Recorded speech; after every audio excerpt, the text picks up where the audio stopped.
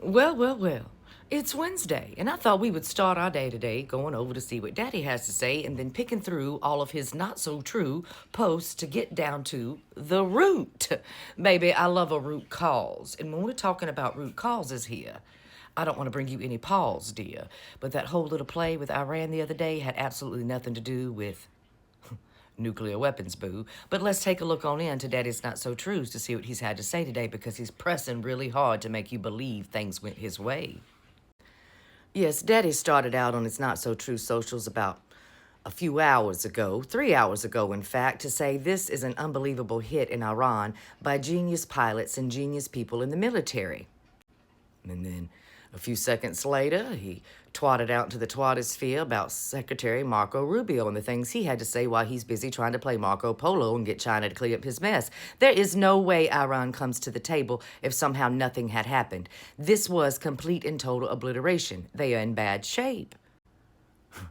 And then about 21 minutes ago, a letter from the Atomic Energy Commission of Israel states that the devastating U.S. strikes on the Fordow destroyed the sites of critical infrastructure and rendered the enrichment facility totally inoperable. We've collected additional intelligence, and we've also spoken to the people who have seen the site, and the site is obliterated. Last weekend, the United States successfully carried out a massive precision strike on Iran's nuclear enrichment facilities, and it was very, very successful. It was called obliteration. This incredible exercise of American strength has paved the way for peace with a historic ceasefire agreement. Now, as you can see, he's on a mission today to confuse you and me. We already know that nuclear site was not obliterated by any means. Just a small amount of damage was done, and they'll be up and running again, hun, in about anywhere from 6 weeks to 3 months. But why, oh why, is he still trying to make me and you and all of his guys believe that they were about to create a nuclear weapon, baby? Well, if you go back in time to that 900 and, hell, almost 1,000-page document, Project 2025, you'll find out that there's a little section in there that talks about bombing Iran. Yes. Or Iran, however you'd like to say it. But either way, this has always been the play, and it never had anything to do with a nuclear weapon, boo. And if you don't believe me, feel free to ask Mrs. Chiron Skinner. Yes, baby, because she was the one that actually wrote the section in Project 2025. She's one of his top advisors, not this go-round, but also last go-round in White House Town. She also worked for Bush, too. Oh, baby, how did you not know this news? Whew. You see, it has everything to do with the mineral and nothing to do with any weapons, boo. It's in Project 2025. Of course it is, because this was always their plan. It's about a mineral over there, man. Yes, a mineral that we desperately need. Our stockpiles are quite low. Yes, baby, and we weren't too concerned with any of this until Daddy Dumpy Pants decided to point his sights on China and start a trade war. So much for his policy of truth and never again as was before. A little Depeche Mode for you there, baby. But either way, I think you should know that Mrs. Skinner had this lined up and ready to go.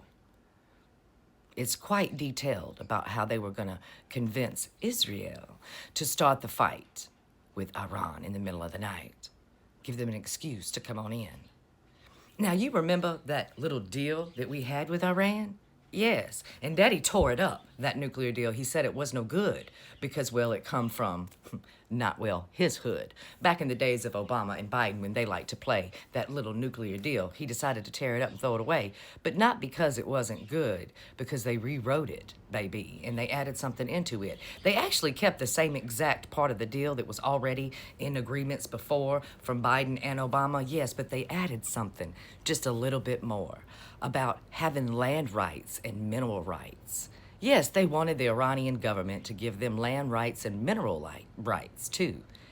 And the Iranian government said, hey, fuck you. This is supposed to be a nuclear deal.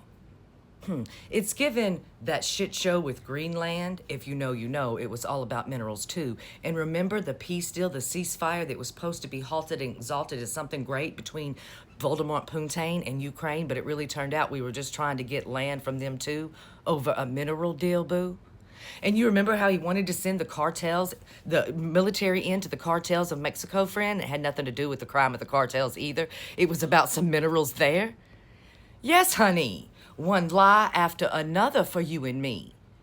And what's so strange about all of this is if you would have just told the American people that our stockpiles were low and we needed access to these minerals and you wanted to bring different countries to the table to talk about trade deals on minerals, I'm pretty sure me and you and the rest of America would have been okay with that, boo. But having to declare fucking war on one country after another just so you can scoop up some land and some mineral rights because you don't want to pay the country for the minerals? You want a better deal? You want it for free? Baby. And you talk about others across the goddamn world cheating you and me on trade deals? No, just another fucking con man bringing a scam to your front door. It's always Project 2025. Some of y'all should have read it. But either way, it's time to open your eyes.